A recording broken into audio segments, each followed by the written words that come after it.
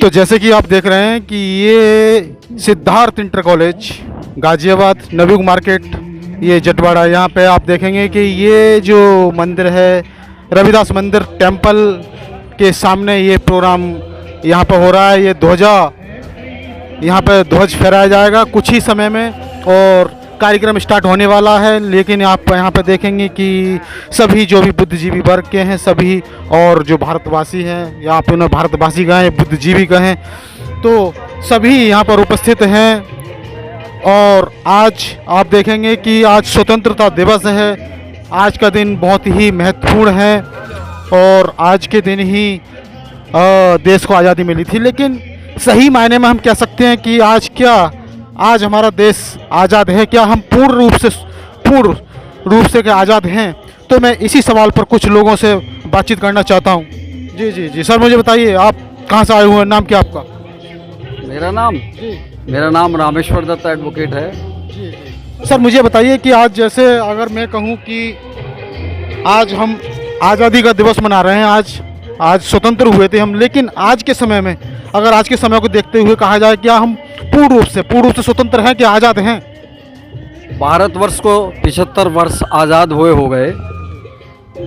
इस देश की विडंबना है कि भिन्न भिन्न यहाँ सरकारें आईं, राष्ट्रीय स्तर पर भी और राज्य स्तर पर भी, लेकिन भारत के नागरिकों को जो मिलना चाहिए था अभी तक भारत के नागरिकों को नहीं मिल पाया है। भारत आज भी गरीब देश है, दूसरे देशों की तुलना में बहुत पिछड़ा हुआ है। यहाँ शिक्षा स्वास्थ्य के मामले में सबसे पिछड़ा हुआ देश है। भारत को बहुत सारी सरकारें जिन्होंने धर्म की तरफ को ध्यान दिया है, अगर धर्म पर ध्यान न देकर विकास पर ध्यान देते, शिक्षा पर ध्यान देते, तो निश्चित रूप से भारत की आज 75वीं वर्षगांठ, जो आज बहुत ही स्वर्णिम वर्षगांठ है, मनाई जानी चाहिए थी, वो बहुत बढ़िया तरीके से मनाई जा सकती थी। लेकिन स्वार्थ लोभी, सत्ता लोभी लोग भारतवर्ष में शासन में हैं, जिस वजह से देश का विकास नहीं विनाश ही हुआ है। 75 साल के बाद देश बहुत तरक्की कर गया होता। हमारा देश सब तरीके से संपूर्ण है, हर तरीके के यहाँ प्राकृतिक संसाधन है, लेकिन उनका उपयोग सही प्रकार से देश के कर्णधार नहीं कर पा रहे हैं। जातिवाद में देश फंसा हुआ है, धर्मवाद में देश फंसा हुआ है। जातिवाद सबसे बड़ा मूल कारण है इस देश का। जब तक जातिवाद रहेगा ये देश का विकास संभव नहीं है। इस देश को सबसे पहले जातिवाद खत्म करना चाहिए, तभी हमारी 75वीं वर्षगांठ स्वर्णिम रूप से मानी जा सकेगी। तो अभी आपने सुना था कि ये जो देश है सत्ता लोभी या धर्म के नाम पर जो बैठे हुए हैं उनके हाथों में है, आज पूर्ण रूप से स्वतंत्र नहीं है। लेकिन ऐसा क्यों हो रहा है? जी सर मुझे बताइए, आप कहाँ से, नाम क्या आपका? मेरा नाम शेर सिंह एडवोकेट। आज का दिन आज़ादी का दिन स्वतंत्रता दिवस है, जो हमारे स्वतंत्रता सेनानी जो आज की कुर्बानी आज हमें लोकतंत्र में बदलकर हमारे देशवासियों को जो दी है, हम उस लोकतंत्र को बरकरार रखने के लिए प्रयास कर रहे हैं। 70 साल हो गए हैं आज़ादी को।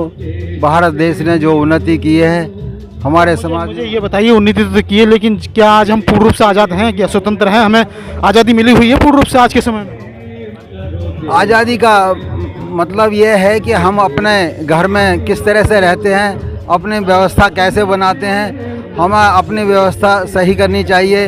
हिंदुत्व का तो जो नारा भी देते हैं। हमारे अधिकार सुरक्षित हैं आज के समय में? अधिकार सुरक्षित हैं नहीं है?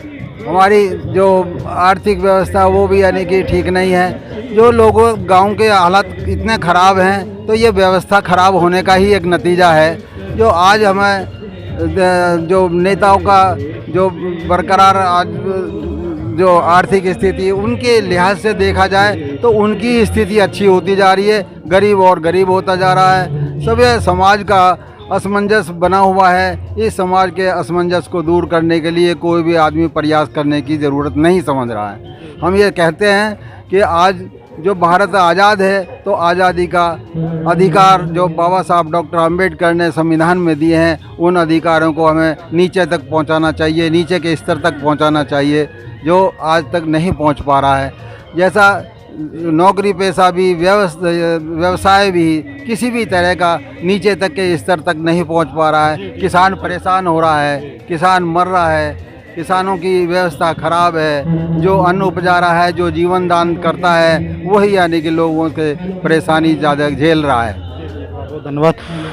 और भी देखिएगा, अगर मैं यहाँ की बात करूँ तो बहुत सारे समाजसेवी बैठे हुए हैं, वरिष्ठ समाजसेवी हैं। मैं रमेश चंद, जो कि एक मिशनरी हैं, रमेश चंद जी से बात करना चाहूँगा। जी, मुझे बताइए, आज स्वतंत्रता दिवस मना रहे हैं, लेकिन क्या इस स्वतंत्रता दिवस आज के समय को अगर देखें तो क्या हमें पूर्ण रूप से आज़ादी मिली हुई है, हमारे अधिकार सुरक्षित हैं कि ऐसे समय में?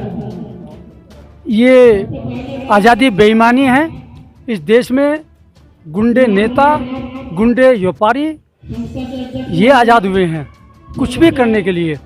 लेकिन इस देश को ये जो 15 अगस्त 1947 को जो आज़ाद हुआ, परम पूज्य बौद्ध सत्य बाबा साहब डॉक्टर अम्बेडकर ने जो सबसे खतरनाक जो गुलामी है वो धार्मिक गुलामी, उन्होंने 25 दिसंबर 1927 को राम राज्य सतयुग का जो मनुस्मृति का संविधान था, जिसकी बदौलत धार्मिक गुलामी के कारण देश का पतन हुआ था, बाबा साहब ने उसको सरेआम आग लगा दी थी।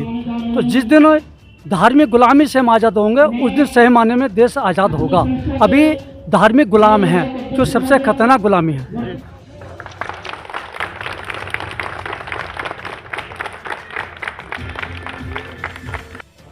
अब आप देख रहे हैं कि ये ध्वजारोहण के बाद, तिरंगा फहराने के बाद, ये देश का जो राष्ट्रीय गान होता है वो हो रहा है। और आप देखेंगे कि किस तरह से एक जो हमारे राष्ट्रीय तिरंगा है उसको सलामी दी जा रही है, और सभी लोग अपने ही स्थान पर खड़े होकर राष्ट्रीय गान का स्मरण कर रहे हैं, राष्ट्रीय गान को गा रहे हैं।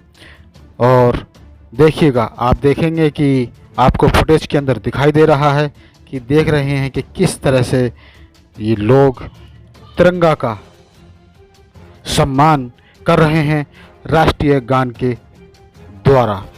अब देखेंगे कि यहाँ पर जो बुद्धिजीवी वर्ग हैं, जो समिति के लोग हैं, वो सभी यहाँ पर उपस्थित हैं और एक बहुत ही अच्छे तरीके से यहाँ पर सलामी दे रहे हैं। और उसके बाद क्या होता है, देखिएगा किस तरह से नारों से गूंजता है। संविधान निर्माता की जय, संविधान निर्माता की जय। बाबा साहब डॉक्टर B.R. अम्बेडकर, बाबा साहब डॉक्टर B.R. अम्बेडकर, बाबा साहब डॉक्टर B.R. अम्बेडकर, भारत के संविधान रचयिता की जय। समाजवादी, संत निरपेक्ष, लोकतंत्रात्मक गणराज्य बनाने के लिए तथा उसके समस्त नागरिकों को सामाजिक, आर्थिक और राजनीतिक न्याय,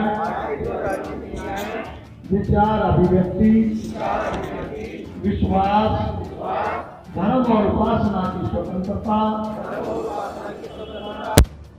और अवसर की समता प्राप्त करने के लिए तथा उन सब में व्यक्ति की गरिमा और राष्ट्र की एकता और अखंडता सुनिश्चित करने वाली बंधुता बढ़ाने के लिए दृढ़ संकल्प होकर अपनी संविधान सभा में